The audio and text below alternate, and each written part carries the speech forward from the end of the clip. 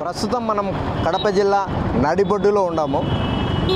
ఇక్కడ కడప నడిబొడ్డులో గత 60 సంవత్సరాలుగా కడప నగరంలో శ్రీ భగవాన్ మహావీర్ ప్రభుత్వ ప్రదర్శనశాల ఒకటి ఉంది. అయితే ఆ ప్రదర్శనశాల ఇప్పుడు కనుమరుగయ్యే అవకాశం ఎక్కువ శాతం కనిపిస్తుంది. అసలు ఆ ప్రదర్శనశాల శిథిలావస్థ స్థితికి చేరుకోవడానికి కారకులు ఎవరు? అసలు పాలకులు దాన్ని పట్టించుకుంటున్నారా? అధికారులు పట్టించుకుంటున్నారా?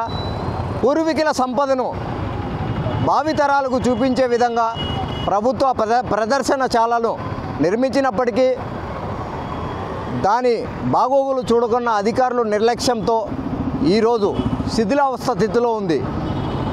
ఏంటది? ఆ కథ ఏంటో తెలుసుకునే ప్రయత్నం చేద్దాం. ఇందాక మనం చెప్పుకున్నాంగా, మహావీర్ శ్రీ భగవాన్ మహావీర్ ప్రభుత్వ ప్రదర్శనశాలకు వచ్చాం. మనము చూడొచ్చు, ఇక్కడ ప్రభుత్వ ప్రదర్శనశాల దాదాపు 1982లో నిర్మించారు. కడప నగరంలో పూర్వీకుల సంపదని మన భావి తరాలకు చూపించే విధంగా ఈ పురావస్తుశాలను అయితే నిర్మించినట్లయితే తెలుస్తుంది.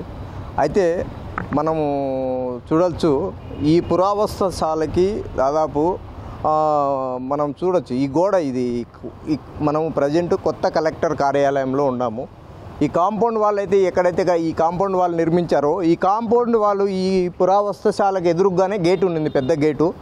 ఈ గేటు కనపడకన్నా మెయిన్ రోడ్డుకి ఈ పురావస్తు కార్యాలయము ప్రజలకి ఎవరికే కానీ కనక ఉండే విధంగా అప్పటి సీఎం దివంగత నేత వైఎస్ రాజశేఖర్ రెడ్డి గారు నిర్మించిన ఈ కొత్త కలెక్టర్ కార్యాలయంలో దాదాపు ఈ గోడ వల్ల ఈ కార్యాలయానికి అసలు ప్రజలు ఎవరు వచ్చే పరిస్థితి అయితే కనపడడం లేదు. ఈ గోడ కట్టడంతోనే ఈ ప్రదర్శనశాలకి వచ్చేదానికి అసలు దారి ఎటుపక్క ఉందనేది కూడా ప్రజలకు సరిగా అవగాహన లేని వైనమైతే మనం ఈ కడప శ్రీ భగవాన్ ప్రభుత్వ ప్రదర్శనశాలలో మనం చూడొచ్చు. అదే చూడొచ్చు, మనం ఇందాక చెప్పుకున్నాం కదా, పూర్వీకుల సంపద అని. దాదాపు చోళు రాజుల కాలం నాటి శిలా సంపదను భూమిలోంచి వెలికి తీసినప్పుడు పురావస్తు శాఖ అధికారులు తవ్వకాలు జరిపినప్పుడు ఈ శిలలు, ఈ విగ్రహాలు, శిల్పాలు, దేవుడు శ్రీకృష్ణుడి విగ్రహం ఇది కొన్ని వందల సంవత్సరం నాటి సంపద. ఇలాంటి సంపదని తెచ్చి ఇక్కడ భావితరాలకు, పిల్లలకు, పెద్దలకు, కడప జిల్లా వ్యాప్తిగా ఉండే జనాలకు చూపించే విధంగా, మన చరిత్ర ఆనవాళ్ళని చూపే విధంగా ఈ శిలా సంపద అయితే ఉంటుంది. అయితే ఈ శిలా సంపదని కాపాడేదానికి ఈ ప్రదర్శనశాల అయితే దాదాపు 40 నుంచి 60 సంవత్సరాల కిందట ఈ ప్రదర్శనశాలని నిర్మించినట్లయితే తెలుస్తుంది. అయితే ఈ ప్రదర్శనశాల అప్పుడు నిర్మించినప్పటి నుంచి ఇప్పటి వరకు మనం చూడొచ్చు, పైన గోడలు చూడొచ్చు, ఇంతటి అద్భుతమైన శిలా సంపద నిలువ ఉన్న చోట ఈ పొద్దు రేపు కూలిపోతుందా, ఈ పొద్దు కూలిపోతుందా, మరికొంచేపటి కూలిపోతుందా అన్న స్థితిలోకి చేరిపోయింది. అయితే ఇక్కడ చూసుకోవచ్చు, మనము అధికారుల నిర్లక్ష్యమా, పాలకుల నిర్లక్ష్యమా అనేది స్పష్టంగా మన కంటికి కనిపిస్తుంది. ఏదైతే ఆ గోడలు చూడొచ్చు, ఆ పెచ్చులు ఎప్పుడు ఊడిపడిపోతాయో తెలియదు.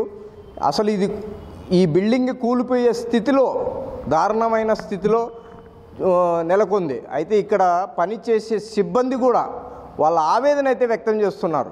ఇంతటి అద్భుతమైన శిలా సంపద ఉన్న కేంద్రాన్ని మరీ దారుణంగా ఏ అధికారి కానీ పట్టించుకోవడం లేదు, ఏ నేతలే కానీ పట్టించుకోవడం లేదు అనే విధంగా ఇక్కడ ఉద్యోగం చేయాలన్నా కూడా భయపడుతూ ఉద్యోగం చేస్తున్నాము, మాకు ఇక్కడ ఎవరే కానీ వచ్చి చూసిన పాపాను కూడా పోలేదు అని వాపోతున్నారు. మనం ఇందాక ఒక రూమ్లో చూసాము, ఇక్కడ చూడొచ్చు, ఎప్పుడుతో దాదాపు చోళరాజుల కాలం నాటి విగ్రహాలు.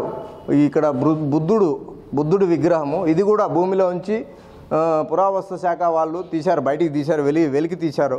అయితే ఇంతటి గొప్ప మన పూర్వీకుల శిలా సంపదని కోల్పోతున్నామేమో అనే రీతిలో ఈ ప్రదర్శనశాల కుప్పకూలే సమయానికి దగ్గర పడినట్లు తెలుస్తుంది.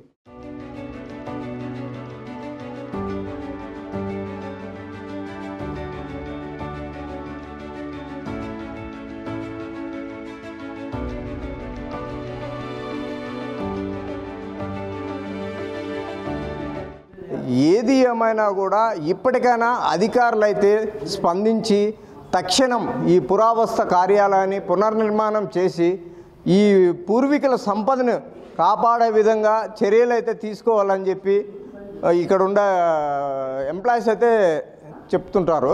అయితే తీర్థకారులోని ఇది కూడా ఒక భూమిలోంచి కడప జిల్లాలోనే ఒక గ్రామంలో ఒక ఏరియాలో భూమిలోంచి బయటికి వెలికి తీశారు. ఇలాంటి పూర్వీకుల సంపద ఎంతో అద్భుతమైన సంపదని కాపాడేదానికి మాత్రమే ఈ ప్రదర్శనశాలను నిర్మించినప్పటికీ అయితే ఇప్పుడు చూడొచ్చు మనము ఈ ప్రదర్శనశాల దాదాపు శిథిలావస్థ స్థితికి చేరుకుంది. మనం ఏ రూమ్లోకి వెళ్ళినా దాదాపు ఇక్కడ పూర్వీకుల సంపద అయితే దాదాపు 360 శిల్పాలు ఉన్నాయి. ఇక్కడ చోళరాజుల కాలం నుండి దాదాపు 400-700 సంవత్సరాల కిందటి శిల్ప పూర్వీకుల సంపద అయితే ఇక్కడ ఉంది. అయితే ఇంతటి అద్భుతమైన ప్రదర్శనశాలలో ఎందుకు ఇంత నిర్లక్ష్యంగా ఉండారు అనేది ప్రశ్నార్థకంగా మిగిలిపోయింది. మరోవైపు చూడొచ్చు, ఈ ఇంతటి గొప్ప శిలలు, ఇంతటి గొప్ప పూర్వీకుల సంపదని కాపాడేదానికి ఇప్పటికైనా జిల్లా ఉన్నతాధికారులు అయితే చొరవ తీసుకొని ఇలాంటి ఎంతో మహాన్వితమైన గొప్ప సంపదని కాపాడే విధంగా మంచి ప్రదర్శనశాలను ఏర్పాటు చేసి అలాగే జిల్లా ప్రజలు భావితరాల పిల్లలకు కావచ్చు, మన పిల్లలకు కావచ్చు, అలాగే భావి తరాలకు ఈ మన పూర్వీకుల సంపద ఏంది, మన కథలు ఏంటి, మన మానవ జన్మ ఏ విధంగా ఎత్తింది అనే విధంగా ఇక్కడ శిల్పాలు మనకు దర్శనమిస్తున్నాయి. ఇట్లాంటి మహోత్తరమైన శిల్పాలని మన కళ్ళ ముందరే మనకు తెలియకుండానే పోగొట్టుకుంటున్నామేమో, అంతం చేసుకుంటున్నామేమో అనే స్థితిలోకి చేరిపోతుంది. చూడొచ్చు, అప్పటి శ్రీకృష్ణదేవరాయల కాలం నాటి దేవుళ్ళ గుళ్ళల్లో ఏర్పరిచిన సంపద ఇది, గుడి సంపద. అప్పటి రాజుల కాలంలో గుడుల్లో ఉండేటివి అలాంటి సంపద ఇది. ఇంతటి మహోన్నతమైన అద్భుతమైన సంపదను కలిగిన ప్రదర్శనశాలని ఎందుకు అధికారులు అయితే ఎందుకు నిర్లక్ష్యం చేస్తున్నారు? ఇక్కడ చూడొచ్చు మనము ఇందాక చెప్పుకున్న చోళరాజుల కాలం నాటి ఖడ్గాలు, వీర ఖడ్గాలు, చోళరాజుల కాలం నాటి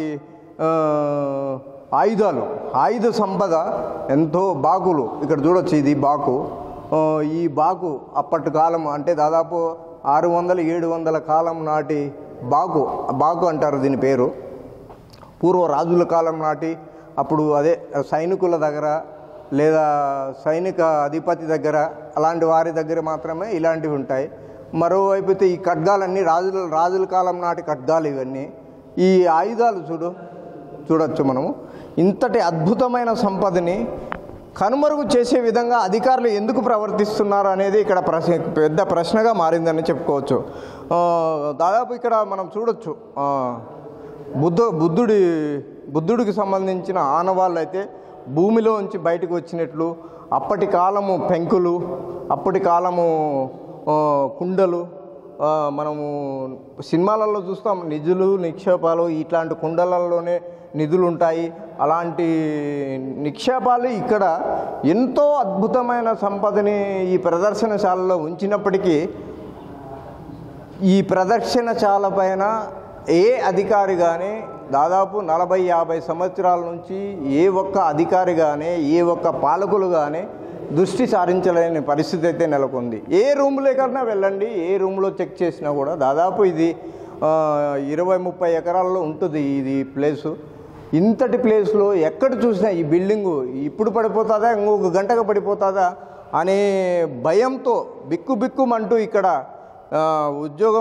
ఇక్కడ విధులు నిర్వర్తిస్తున్న వ్యక్తులైతే వాపోతున్నారు. చూడు, 2002 నాటి వెలుగులోకి వచ్చినట్లు తెలుస్తుంది. 2002 సంవత్సరంలో భూమిలోంచి బయటికి తీసినట్లుంది. అప్పుడు పూర్వము దొంతుల మాదిరిగా ఇక్కడ దీనిలలోనే ధాన్యాగారాన్ని ఇందులోనే నిలువ ఉంచుకొని ఆ ధాన్యం మనకి రోజుకి ఎన్ని కావాలో అన్ని తీసుకొని, ధాన్యం అంటే వడ్లు లాంటివి ఇట్లాంటి కుండలల్లో వేసుకొని అప్పుడు పూర్వీకులు అయితే దాచుకుంటున్నారు.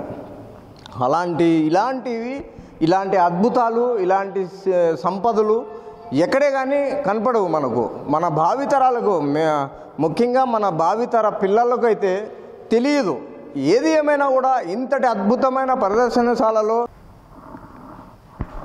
ఏది ఏమైనా కూడా రాబోయే రోజుల్లో శ్రీ భగవాన్ ప్రభుత్వ ప్రదర్శనశాల అయితే పునర్నిర్మాణం చేసి భావితరాలకి మన పూర్వీకుల సంపదని చూపించే విధంగా చర్యలు తీసుకోవాలని చెప్పి స్థానికంగా ఉద్యోగం చేస్తున్న ఎంప్లాయీస్ అయితే వాపోతున్నారు. ఏదేమైనా కూడా రాబోయే రోజుల్లో ఈ ప్రభుత్వ ప్రదర్శనశాలని పునర్నిర్మాణం చేస్తారా లేదా అనేది మరికొద్ది రోజులు వేచి చూడాల్సిన వైనం ఎంతైనా ఉంది. కెమెరా పర్సన్ సుదర్శన్తో మధు, బిగ్ టీవీ, ప్రభుత్వ ప్రదర్శనశాల నుండి.